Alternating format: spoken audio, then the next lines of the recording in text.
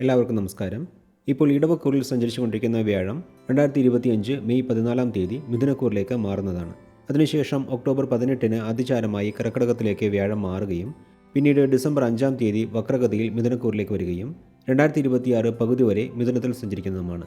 ഈ കാലയളവിൽ പുണർദം അവസാന പാദം, പൂയം, ആയില്യം എന്നീ നാളുകൾ അടങ്ങിയിട്ടുള്ള കർക്കിടകക്കൂറുകാർക്ക് ലഭിക്കാൻ പോകുന്ന വ്യാഴമാറ്റ ഫലങ്ങളെക്കുറിച്ചാണ് ഇന്ന് നമ്മൾ നോക്കാൻ പോകുന്നത്. 2025 മെയ് 14 മുതൽ ചെലവുകളെ സൂചിപ്പിക്കുന്ന 12ാം ഭാവത്തിൽ വ്യാഴം സഞ്ചരിക്കുന്നതിനാൽ കർക്കിടകക്കൂറിൽ ജനിച്ചവർക്ക് ചെലവുകൾ അധികരിക്കുന്നതാണ്.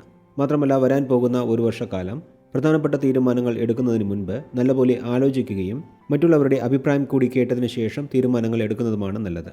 ചെലവുകൾ ഉണ്ടാകുമെന്ന് പറഞ്ഞെങ്കിലും സന്താനങ്ങളുടെ പഠനകാര്യങ്ങൾ, വിവാഹം, വീട്, സ്ഥലം എന്നിവ വാങ്ങുക ഇതുപോലെയുള്ള ശുഭകാര്യങ്ങൾക്ക് വേണ്ടിയായിരിക്കും ഈ കാലയളവിൽ കൂടുതലും പണം ചെലവഴിക്കേണ്ടി വരിക. ഗൃഹനിർമ്മാണത്തിനായി ബാങ്ക് ലോണിന് അപേക്ഷിച്ചിട്ട് അത് ലഭിക്കാൻ താമസം നേരിട്ടവർക്ക് വ്യാഴമാറ്റത്തിന് ശേഷം ലോൺ ലഭിക്കുന്നതാണ്. കലാരംഗത്തുള്ളവർക്ക് കലാപ്രവർത്തനവുമായി ബന്ധപ്പെട്ട് വിദേശത്ത് പോകാൻ യോഗമുണ്ടാകും. ജോലിയിലുള്ളവർക്ക് ജോലിഭാരം കൂടുമെങ്കിലും അതിനനുസരിച്ചുള്ള വരുമാനവും വന്നു ചേരുന്നതാണ്. വിദേശ രാജ്യങ്ങളിൽ ജോലിക്ക് ശ്രമിക്കുന്നവർക്ക് നല്ല ജോലി ലഭിക്കും. ഇപ്പോൾ വിദേശത്ത് ജോലി ചെയ്യുന്നവർക്കും അനുകൂലമായ സമയമാണിത്.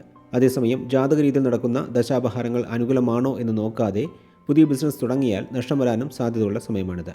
ഒക്ടോബർ, നവംബർ മാസങ്ങളിൽ ചെലവുകൾ താൽക്കാലികമായി കുറയുകയും വിവാഹാദി മംഗളകാര്യങ്ങളിൽ ഉണ്ടായിരുന്ന തടസ്സങ്ങൾ മാറുന്നതുമാണ്.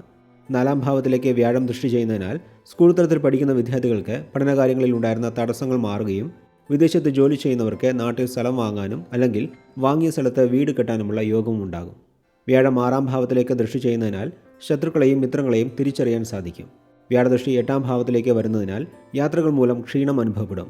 മൊത്തത്തിൽ നോക്കുമ്പോൾ കർക്കിടകക്കൂറിൽ ജനിച്ചവർക്ക് ചിലവുകൾ അധികരിക്കുന്ന സമയമാണെങ്കിലും വ്യാഴദൃഷ്ടി മൂലം ചില അനുകൂല ഫലങ്ങളും ലഭിക്കുന്നതാണ് എന്ന് പറഞ്ഞുകൊണ്ട് കർക്കിടകക്കൂറിൽ ജനിച്ചവരുടെ വ്യാഴമാറ്റ ഫലങ്ങളെ ഇവിടെ നിർത്തുന്നു. അടുത്ത വീഡിയോയിൽ ചിങ്ങക്കൂറിൽ ജനിച്ചവരുടെ ഫലങ്ങളെ നോക്കാം. അതുവരെ എല്ലാവർക്കും നന്ദി, നമസ്കാരം.